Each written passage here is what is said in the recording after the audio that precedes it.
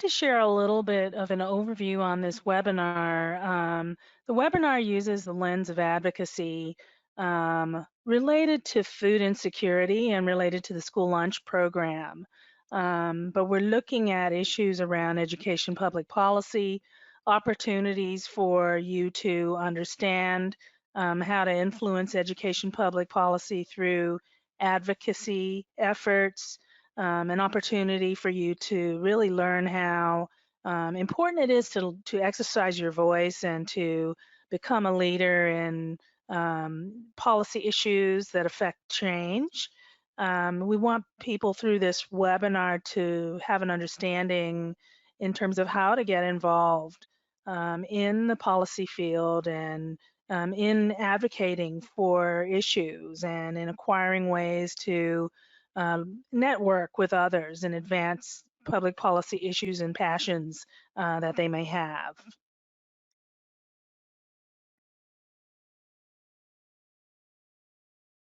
And so, as I mentioned earlier, I'm Dr. Dwan Robinson, an associate professor in educational administration. I teach courses in educational leadership, educational policy and politics, and school and community relations. I'm also chair of the Educational Studies Department at Ohio University's Patton College of Education, and have had the blessing to be the program coordinator for this online education public policy leadership certificate program that's been focused on increasing policy literacy and policy understandings and knowledge for students on advocacy experiences that they might engage in around policy issues. I'm passionate about, increasing policy literacy for everyday citizens. I'm passionate about helping people understand how they might expand opportunities to be engaged in policy conversations.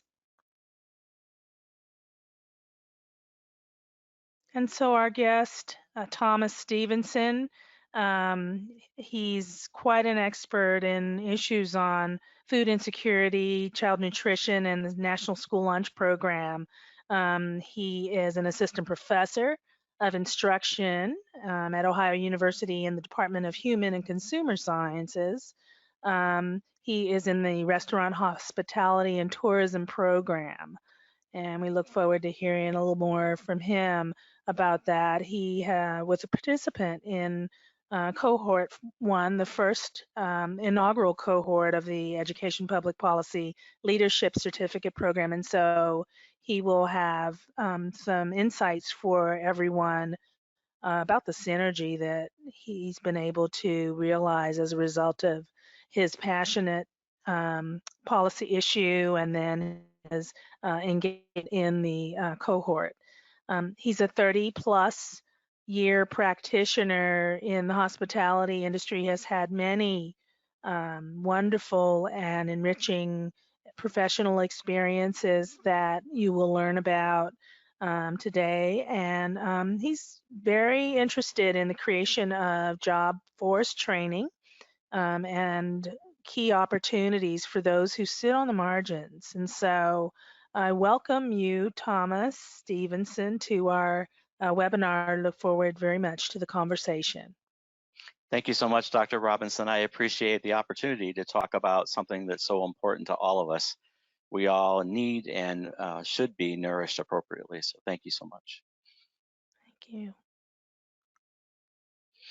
All right. Well, Tom's going to share with us a little bit more about the National School Lunch Program, give us some overview on the program, share some statistics. And so, Tom, please, I look forward to hearing this from you. Well, I thought it was important that we kind of lay the foundation for what the National School Lunch Program is, and then we can talk a little bit about what I think it can be and how we can get there. So the National School Lunch Program in the U.S. was originally created in 1946 by President Harry Truman. It wasn't a new concept internationally. The first National School Lunch Program was formatted in the late 1700s actually in Germany. And so that's where the term soup kitchen actually came from, was those very first school lunch programs. And so the school lunch program provides federally assisted meal programs to both public, nonprofit, and residential childcare institutions. It's growing exponentially every year, and it provides services to 30 million plus students. That statistic was in 2016, and it's grown dramatically since then. The cost to the taxpayers is about $17.9 billion. So it's not a low cost program. Obviously, it's a necessary program, but it's not a low cost one. The hurtful number for us all to hear is that 1 in 6 children actually don't know where their next meal is coming from.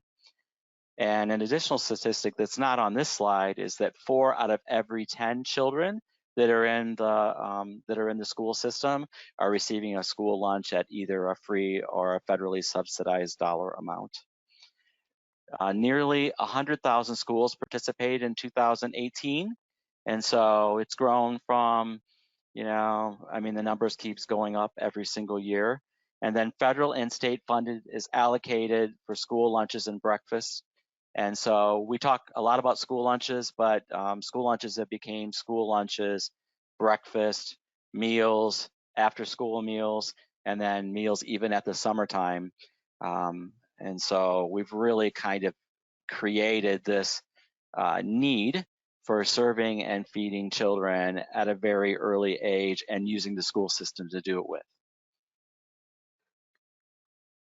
Great, and so we're going to share with you a small video clip from CBS Sunday Morning on feeding the need, childhood hunger, school nutrition, and school lunches. And I think you'll get an understanding of the depth and the essence of this issue from this small clip. Thanksgiving is just one day out of every year. Feeding the need of millions of hungry kids every school day is the goal of caring adults and special programs from coast to coast. Our cover story is reported by Lee Cowan. It's America's breadbasket, with corn and wheat stretching on into the horizon. But not far from the Midwest's ample harvest live kids who go hungry almost each and every day. Take Connorsville, Indiana, about 60 miles east of Indianapolis. Nearly a quarter of the children in this county are at or below the poverty line.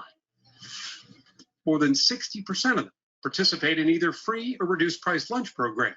And what meat would you like? And those who serve those meals, like Louisa Smithson, say for some kids, this may be all they eat. This gives them a little bit of hope. We can offer them some hope. Yeah. Schools have always been the front line in the battle against childhood hunger. It started with the National School Lunch Act signed by President Truman in 1946, which gave federal money to states to fund school lunches. Today, more than 30 million kids benefit.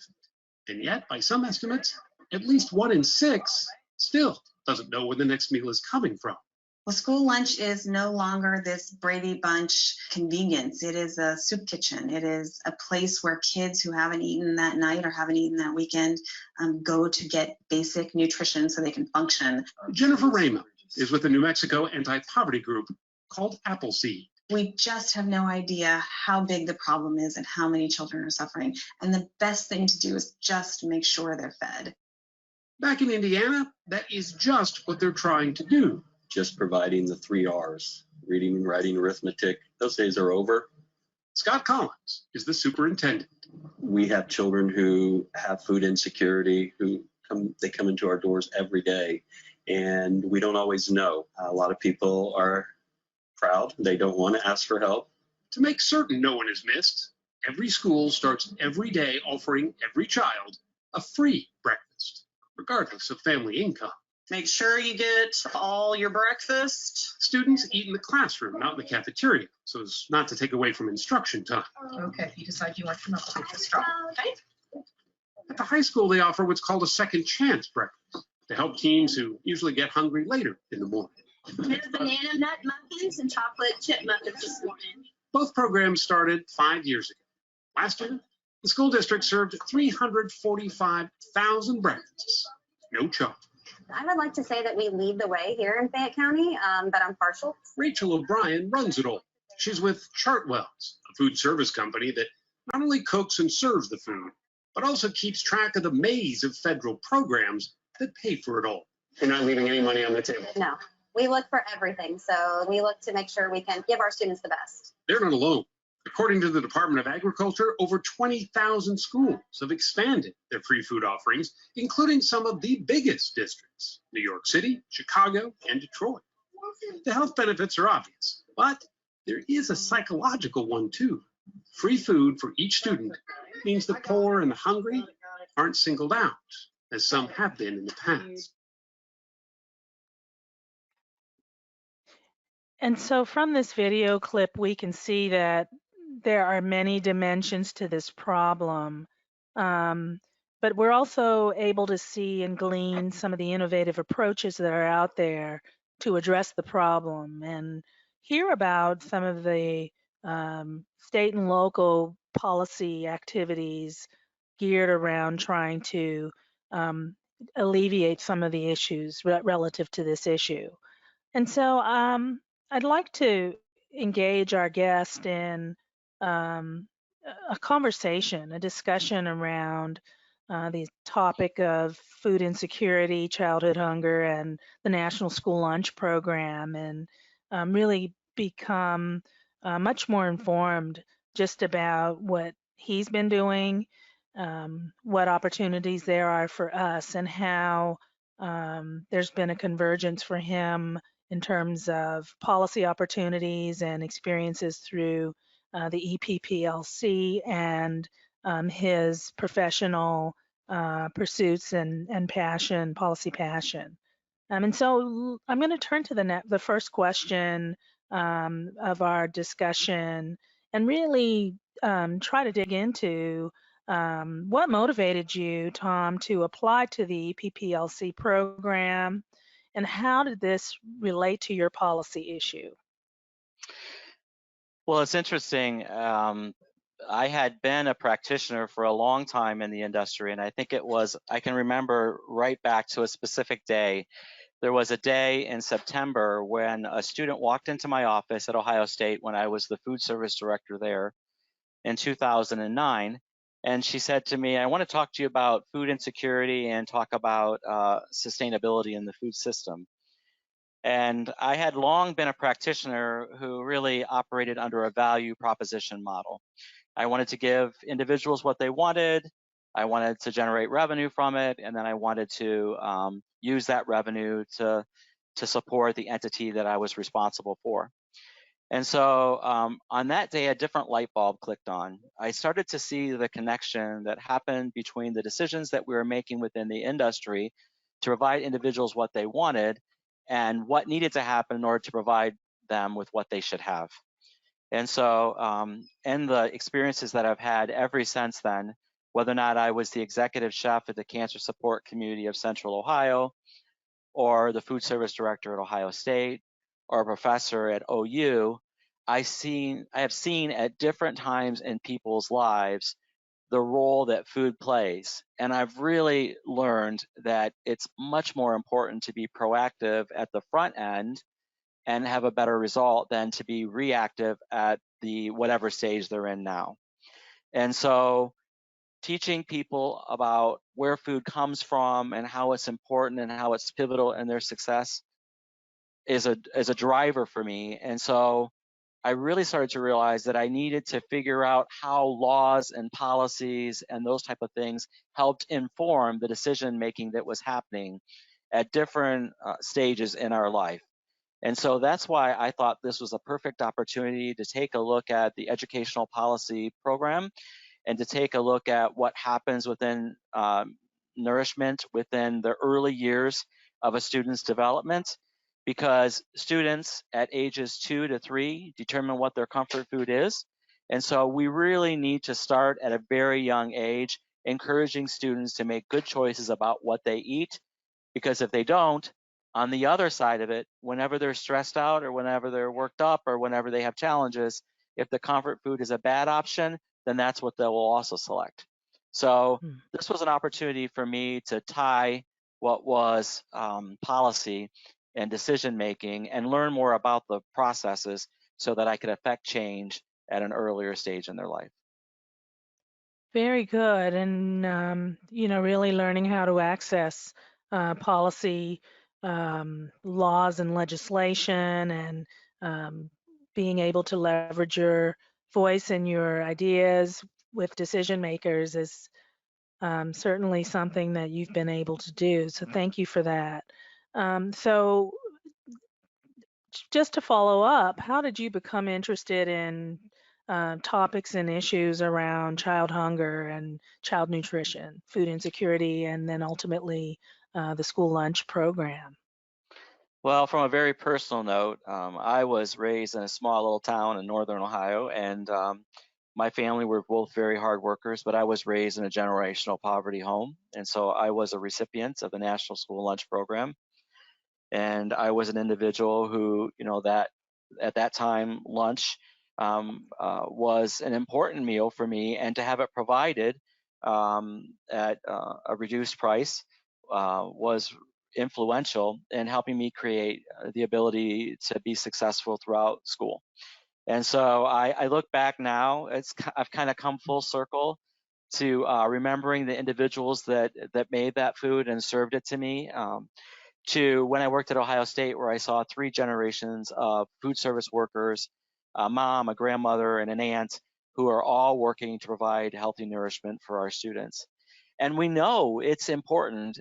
One of the examples, the perfect example of why we know it's so important, is what has just happened this last 2 weeks when kids started to do safe distancing at home due to the coronavirus. One of the first flags that were raised by administrators was, oh my good gosh, we have to figure out how to get food to kids that are not coming to class, because for many of them, this is the only meal they're going to have. So we talk about nurses, and thank God we have them on the front lines taking care of us now, but also these food service workers that are coming to work every day. They're making lunches, they're piling them in the back of buses, and they're actually driving buses to neighborhoods, and then they're serving them out. They understand just how crucial the role they play in. And, it's important for kids to know that there's some sense of normalcy. And so, I've long been interested in the role that nutrition plays in our life, both physically, emotionally, psychologically, and culturally. And the National School Lunch Program is the place where it all starts. And so the video showed us some wonderful examples of people doing great work, but it takes money to do that work. And money comes from places, and some places, due to the way money is allocated, really struggle with, how do we apply for all those grants? How do we make that all happen?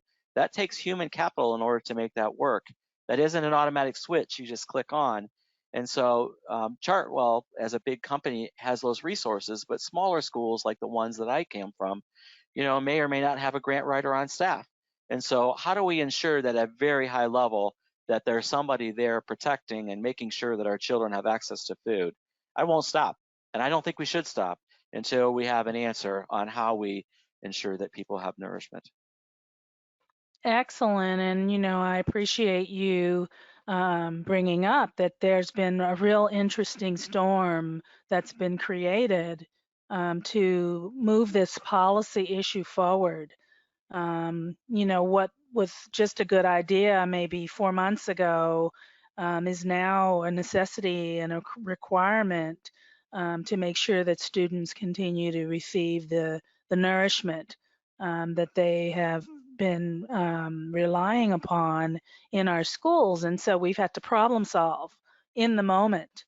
And so this, it's clear that some of the ideas and the creative solutions that various school districts have been considering and implementing and piloting have become realities and have come to fruition because of necessity with what we're dealing with now with COVID-19. And so you mentioned the various players and entities and resources that are needed to really move this work forward. And so, in thinking about the program and your issue, how do you connect the dots between what you've learned in the program and your policy issue and even what's happening now? One of the conversations that I loved that happened when I was at the residency was with Mike Zoller. And Mike is the superintendent of schools at North Olmsted. And so we had this brief conversation at a kind of a cocktail reception, and we talked about how every change that we make in the school lunch program, is complicated. It's complicated because it's a big mechanism that has a lot of moving pieces and parts to it. And so, talking about what happened in school buses right now is just one example of how we're serving out meals. But in the last year, we've been hearing in the news things about food shaming, and we've been hearing things about, and I'll talk a little bit more about that in detail in a few minutes. But we've also heard about school balances that are being accumulated by families. And so, one of the things that we learned in the coursework is that there's a window of opportunity. There's an opportunity when there's enough attention that's kind of being gathered up to where I call it kind of like this raking of the leaves. When you rake it and you get to a point where there's a big enough pile, then people have to pay attention to it. And so I'm hoping we're at a time when we're really looking at what is the policy around the school lunch, how is it funded, how do we address that conversation or even that comment we heard in the video about how people think it's and they didn't say this specifically, but they think the school lunch program is a poor person or a poor kid's meal. How do we address the access to all? I would love to live in a world where there's school lunch, then there's one provided free for all students, because the research says that when they have a healthy lunch, they score higher on tests, they perform, there's higher retention, there's higher graduation rates, all that. And so that's what we're striving for in K through 12. And so I think it's really pivotal that we understand the way policy is directly connected.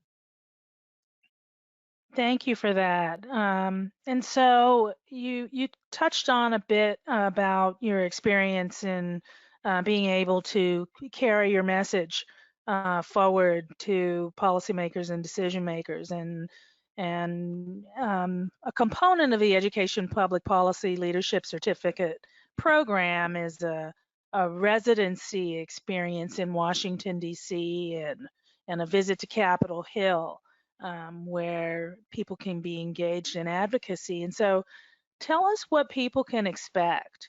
What might one anticipate when they participate in the EPPLC residency experience in Washington? I think for some people, it wouldn't be kind of awe-inspiring. I know every time I visit DC, I always go to Lincoln Memorial because there's so much history there. But I think the bricks and mortar and the marble everywhere can be a little discerning. And so we had an opportunity to practice and an opportunity to meet with individuals who have their own policy issues that they're interested in supporting. And so mine was school lunch, but like Michael's is standardized testing, and there were other people there that wanted to talk about eating disorders or financial literacy. And so we had the opportunity to meet with Sherrod Brown's representative, Joyce Beatty's representative, Steve Stivers himself. We spent time with Trent Lott, learning from him a little bit about his experience in DC. And all of those allowed us to really touch what is the legislative system so that it can take or demystify maybe some of that type of thing. And then we were able to practice whiteboard presentations, we were able to poster board presentations, and we were able to practice talking about our very passionate purpose that we were there. And so, and what I learned from that experience is that everyone there, either Democratic or Republican, I've come away with feeling like they were there in our best interest, like they were doing the good work, and that we had a responsibility to help provide them with information that we felt was a challenge within our specific communities or within our country. And so every one of them said, you have a voice, write letters, contact us, send us information, allow us to become connected to you maybe as a content expert. And so I came away with really feeling like that experience allowed me to better understand how all the schoolwork, which talks about the sheer number of legislative laws and changes that try to go through the system every year. And so I cannot underestimate how powerful that residency was, and for being around my colleagues who are also interested in their public policy, and then learning a way to communicate out to them, involving them in the internal and external kind of stakeholder process. Great, and it's it's clearly a very enriching experience for people, and I liked what you said. It helped to demystify the legislative process in the system, and I think you really captured the essence of the professional growth and development that you and your colleagues experienced during the residency, being able to workshop ideas between each other, and to hear from practitioners like lobbyists and people who are working on the ground, and advocating and interfacing with people on the Hill, and interfacing with individuals and other organizations, and coalescing with various entities to move ideas forward. And so certainly a very enriching kind of opportunity. And so how would you say that this residency experience really helped to advance some of your ongoing interests in child hunger, food nutrition kinds of issues, and related topics around this area? Well, it was one of the things that was really incredible that happened was we were talking with Steve Stivers, and we were talking about, I was explaining to him that there are people that are on the Hill that are advocating for changes in the school lunch program. I know Bernie Sanders is advocating for it. Representative Omar is advocating for it. I mean, just Representative Ruiz, she just on November 19th, she just put forward some legislation to try to support free meals for all kids. And so when I was sitting there with him, he was blown away when we started talking about food shaming. And so I started to realize that I think there are other people that probably don't understand or know that that's happening. So just a few months ago, when we came back, as I was all hyped up and ready to go, I met with a principal in rural Ohio, and so the principal and I talked about a potential opportunity where we could partner physical fitness and cooking classes for his line level employees, and to kind of change the program that they have there, where they sit right in the middle of a farming community.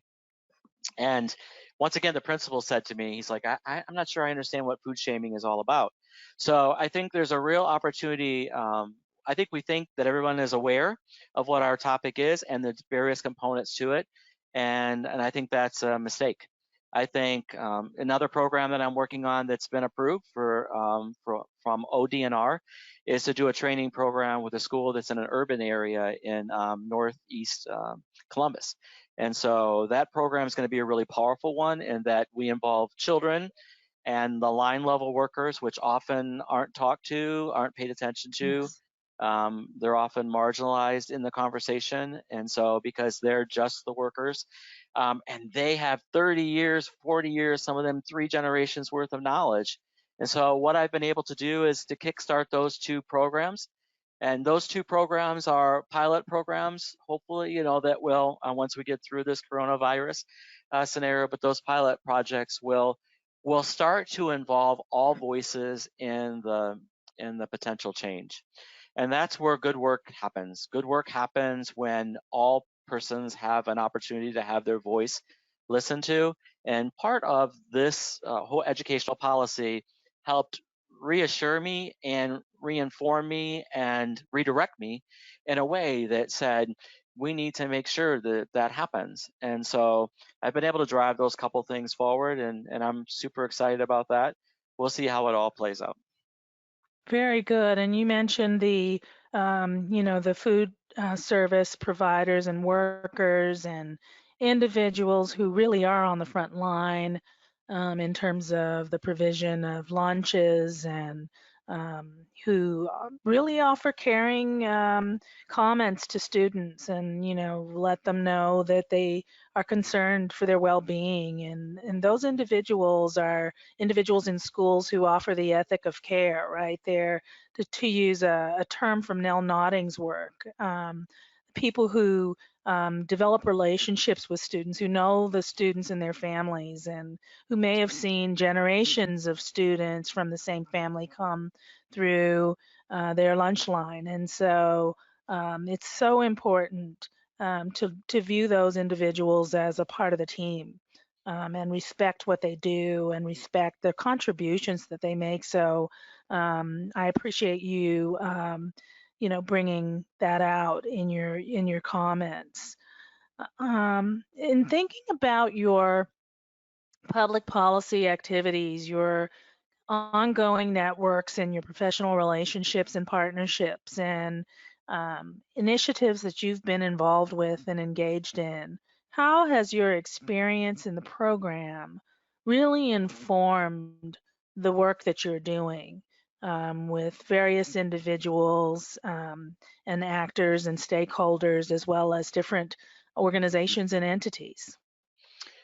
One of the first things that I did when I came back was I wrote a letter and sent it to Steve Stiver's office. And then I noticed that Steve Stiver their office started to look at, Twitter and some of those other social media networks that are out there, because, no one says to you, put your voice in there. I mean, you need to be the one that says, okay, I'm going to start using my voice for good, because that's what we're called to do. We're called to do, leaders in our respective areas to do that.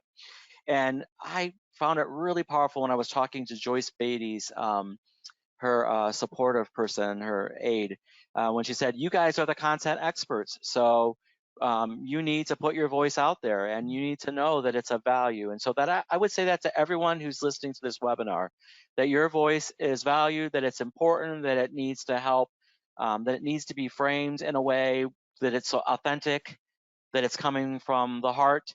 And so, my story is a very personal one. It's difficult to share with people, where you've come from sometimes. And so, but at the end of the day, it's important for us to stay abreast of what they're doing. So what I also learned is that any given time you can go on the congress.gov website, and you can see what's happening with bills and how they're passing and who's voting on what and how they're voting. So that's another additional way for us to keep people accountable, right? You can say to them, this person is working on this bill, and would you think about calling them and working collaboratively with them? And that's one of the things that we heard in Steve Stiver's office, is that there was one of the individuals in the cohort that was talking about financial literacy. And the aide wrote down a note, and Steve Stiver said, well, let me connect with this person who's on the other side of the aisle. We've had great success, and us two working collaboratively together. And Steve also said, I've worked really well with Joyce Beatty. And so maybe Joyce and I can work together on this challenge. Let me get back to you. The thing is that it's our responsibility to provide them with information. And what the educational policy work throughout the whole year did was it helped allow me to understand the platform, how to frame my conversation, where to look for research, to continually quest for or search out those windows of opportunity, and to nicely nudge people in a way that makes them want to pay attention. And so, I walked out of that meeting with Steve Stiver, even after the photograph that was taken with us all together, and I thought, wow, if that kind of scenario or that kind of conversation could happen over and over again about a lot of our policy issues, wouldn't it be a better place? And if we could encourage collaboration, because the language that's out there right now is really divisive at times. And so I didn't walk out of my DC experience feeling that way. I walked out of there feeling like they understood that in order to make things happen, you have to build constituencies. You have to create groups of stakeholders that are all supportive. And so what I've been doing is I've been using Twitter and putting my voice out there. And I've been joining blogs that talk about school lunch programs. And I've been friending all these different superintendents and and principals on Twitter to make sure that they know that as a food service professional, I know that I have a responsibility to provide a good product. I know you have the responsibility to educate and provide a forum for safe education of students. And I think there's an opportunity where we can work collaboratively together to make sure that all of those things happen. And they happen not just in this country, but in other countries. There's perfect examples of countries that have done that. Excellent. Yes, absolutely. And so, in thinking about furthering this work, everyone really does need to feel comfortable entering the conversation. We all have something to say.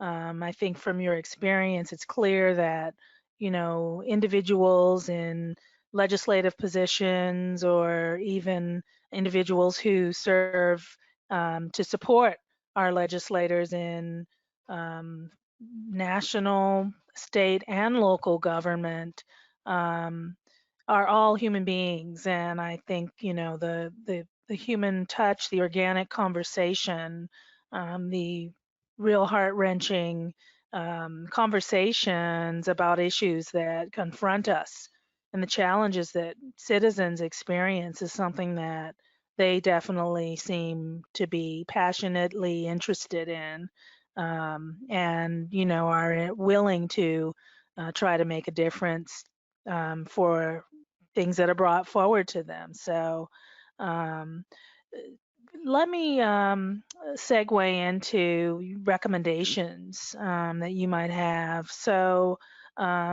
what would you recommend for people who are interested in serving as advocates around certain issues, such as yours or others? But specifically, what would you suggest to those who might want to enter the conversation and lend their voice um, regarding food insecurity and the school lunch program? Well, I think there's lots of great places where you can find information about food insecurity and about the school lunch program itself. The USDA.gov website is a wonderful place to find. Every year they put out a fact sheet that talks about school lunches and what's happening with them. But there's also a lot of blogs that are happening. Nutrition K through 12 is another great site. I think later on in the presentation, there's a poster that I put together that has, I think, 8 to 10 resources on it of different places where you can find information. I think with any topic, in order for people to take you seriously, you have to do what is your research. And so I think that's one of the things that we heard when we met with the representatives in DC, is that when you're informed, then and you got to make sure that the information is correct, then they're able to take that information, then they start to see you as more and more of a source, and then they reach out to you. So I think it's, and then I think talking with, if you're a parent, you can talk to your principal, your superintendent, talk to the food service workers that are behind the counter. They all have wonderful ideas and suggestions about how to make things better. There's no part of anyone that's in that that lineage there that are there because everyone that's there is there with good intention mostly. Because they want to make sure that they make a difference. So I would check the USDA site. I'd look at the links that I've attached in the poster board presentation. I'd go on Twitter and do a search, and I'd really start to look at what is the thing that you're hoping to accomplish, and then I would start to denote who are the internal and external stakeholders that are involved, and then how would you want to engage them in conversation. Maybe you want to write a letter to the local newspaper to say that I'm interested in this topic, or I think I have some information that could be of value. We have to do something as it relates to nourishment with our youth. If we do not, then we'll see the growing opportunity with hypertension and obesity grow at an alarming rate, which we're already starting to see, and not just in this country but in others. We have to do something about food waste. The last statistic is that if we would save just 5% of the waste that we throw away, we could feed 4 million additional adults in the system, which is 5% of the reduced waste. So this challenge with the school lunch program is multi-complex, and it's been a challenge that we've had for years now. And so no one wants to tackle what is the really tough work, because we always want to give people what they want. We have to do better at giving people what they should have and partnering together. Well, you mentioned your poster presentation that you shared with students at the residency and with the faculty in the program and various other individuals. And so wanted to pull that up and just have you give us some of the high points of this poster presentation and things that you have been able to glean through your research. Yeah, I'd like to be really honest. I would like to say that I would hope that every student would have access to a free meal. I think that's the best approach, and I know it's doable. I mean, in Norway and Sweden, both those countries have provided a free lunch to all students for the last 60 years. And so I realize there are much larger countries to them, but we also have, a multitude of resources at our disposal. So for me, the school lunch challenges revolve really around access, agency, funding, and then one of the biggest concerns I have right now is the kind of thought there is around the school lunch, and that's the food shaming component. So since students feel like there is, this is the Poor Kids Program, students that may be able to be eligible for it don't eat it. They don't even go in the lunchroom. So when I was at the school that I was in Ohio that I talked about earlier, there's one child who actually eats her lunch in front of the counselor's office. And she does that because she's afraid of eating her lunch in front of the other students. And so food shaming is happening every single day in every single cafeteria in every single city and every part of the country. And we have to get better at understanding that. In Japan, they do a wonderful job where they involve both civic and social responsibility inside the lunchroom. And so it's part of the instructional part of the day. And they see 5% food waste, less than 5% food waste overall every day. We see between 60 and 70%, 60% on fresh fruits and vegetables, and so the same thing, 70%. And so those numbers are astronomical when we sit in a land of plenty, let's just say. And so this chart or this poster board does a pretty good job of showing how funding happens. It talks about why they're so important, because students test better and because of retention. And it provides some really interesting best practice things that have happened across the nation. One of them is a simple change that has happened in changing what happens out on the playground, that kind of experience, to having that happen after lunch. Before lunch. So have it happen before lunch so that they're more hungry. So that when they come in, they eat more. And so they eat more fresh fruit, more fresh vegetables. And so one of the other things is involving kids in the process. And so a couple school districts have done a wonderful job of creating a mascot and a new marketing campaign. All of the kids wear shirts that have the little logo on it, and they are school lunch kind of ambassadors. And so they go around talking about school lunches and its importance and nutrition with all the kids. And they use a lot of the kids that are kind of the leaders in the schools to do that. And so there's some small changes that can happen that can add up to very big results. And there's a lot of schools that are doing great work, but there's also a lot of schools that need to do more with less. And so some of these simple changes like the recess and the marketing campaigns are ones that we can do in order to make changes pretty quickly. Very good. That sounds really good. And the visual depiction of these different points and parts and pieces is certainly appeals to different learning styles and provides a compilation of information for people. I'd like to move to the next slide and just talk with you a little bit about, the various challenges that the current National School Lunch Program includes, and hear from you a little bit on what you're showing here on this sheet. I'd like to show you, here's an example of why the localized interpretation of the standards happen. On the left is an example of a meal that was served to a school district that met all of the USDA requirements. On the right is the same meal made differently. Thursday, an example of a meal that happens that that school district felt was a representation of the same requirements. And so we can see the vast difference between the two of them. Everything from the way it looks visually to the way it kind of envelops the senses. You know, we in the culinary world, we say we eat with our eyes, our ears, and our nose, and our sense of smell. And so, because all those things go on when we're having an eating experience, and you can see the one on the left is far a better representation of something that would be attractive to us. In order to make lunches look like that, there needs to be training because in our industry, in the restaurant, hotel, and tourism industry, we are responsible for making sure that we're abreast of the trends. Trends like eating local, farm to fork, being sustainable in our practices, all those are current trends that are wanted and needed by adults. So we need to make sure that we're doing the same thing for our children.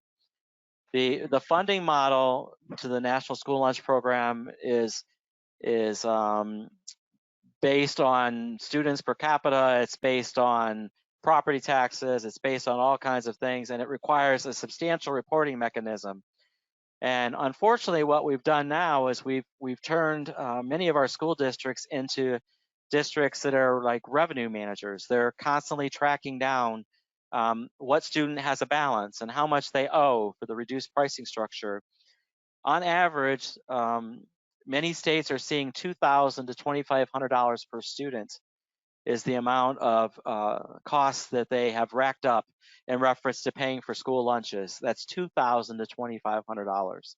And if you can think about what that would have meant to my family at that time, that would have been horrific. And so in Pennsylvania, there was a scenario that was online where it talked about a school district sent out letters to all those students who actually owed money and told them that if they didn't pay the fines, that they were going to be sent to child protective services, and that those kids would never graduate unless those fees were paid. We've seen even some private entrepreneurs step up and pay for those. And so there's all this shame that's going into the meals. We even have an example where one food service worker threw what was a meal in the trash because the student had a balance. There's no part of any food service worker that wants to make food and throw it in the trash. So what that's saying is that there's a breakdown in the system, that people are creating workarounds because they're frustrated with what's in place. And so food waste, my good gosh, they say that on average, we throw away about 40% of the available food that's out. And so we have this ongoing challenge about all these children that are going hungry, but then we have all this food waste. And so the school lunch program is a place that can teach people ethically responsible practices as it relates to food at a time that will serve them for the rest of their life. And if they don't do it, then the outcome will be all the negative consequences that we try to work around. When I was in DC, before I left, I took cards and gave them to my students and asked them to talk about the school lunch program and what their experiences was like. And every single one of them recanted exactly what we're hearing online, that the food was not substantial enough, that as a senior, they were served the same meal that they were served in 5th grade, that the rotation didn't happen often enough, that the same things were served all the time, and that they felt like they weren't able to go eat the school lunch because they did not want to be classified as a student who needed help and support. We need to do better. And so having a greater understanding of the policies that are in place that have created the scenario that we're in is what this educational policy program does. Very good. I mean, that is such a fascinating overview of the problem and the situation. And I appreciate the depth that you have shared with us on the National School Lunch Program and some of the dynamics and challenges that exist and that are out there. And so as we move into some of the Closing segments of this presentation. I'd like to share just quickly for everyone how you, as individuals who have issues and problems that you want to put forth, can explore your policy issues through the Education Public Policy Leadership Certificate. The certificate program offers real opportunities. It provides somewhat what you could call building blocks and steps, baby steps or chunks of foundational information for you to learn how to advocate and learn how to share your thoughts and your ideas and move issues forward that are going to better the community. The program combines, theoretical concepts and theory with experiential learning, as well as action steps for the future. And so we conclude the experience with talking about what's a way forward for each person. The program will offer opportunities for you to make connections, not only with colleagues and cohort members who share similar ideas and who are like-minded, but connections with individuals who are in decision-making positions and in legislative positions and positions where they're actually working on policies around some of your issues and topics that you're interested in. You will have an opportunity to learn how to create action steps for yourselves by networking and by building coalitions and joining groups and joining forces and really learning how to leverage the social capital that exists with collaboration and with nudges that can drive change. And so I encourage you to look at the Education Policy Leadership Certificate Program, and we'll share with you how to do that at the end.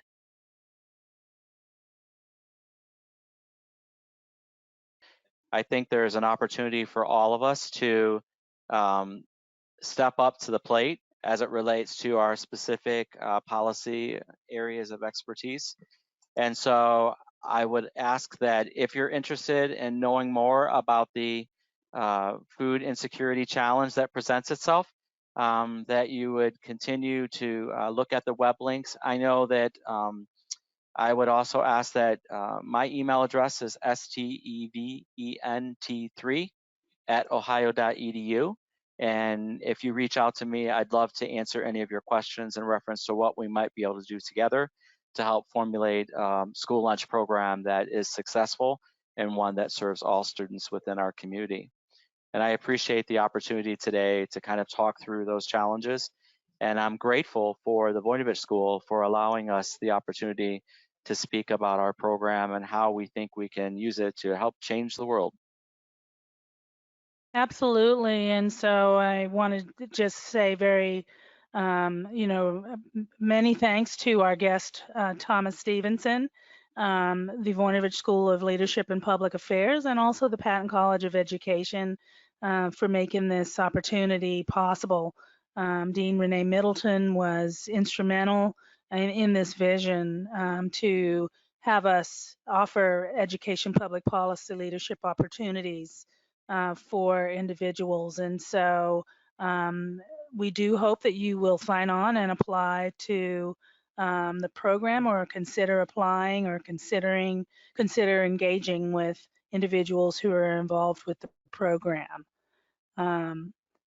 That concludes our webinar at this point, and look forward to talking with you further about these issues.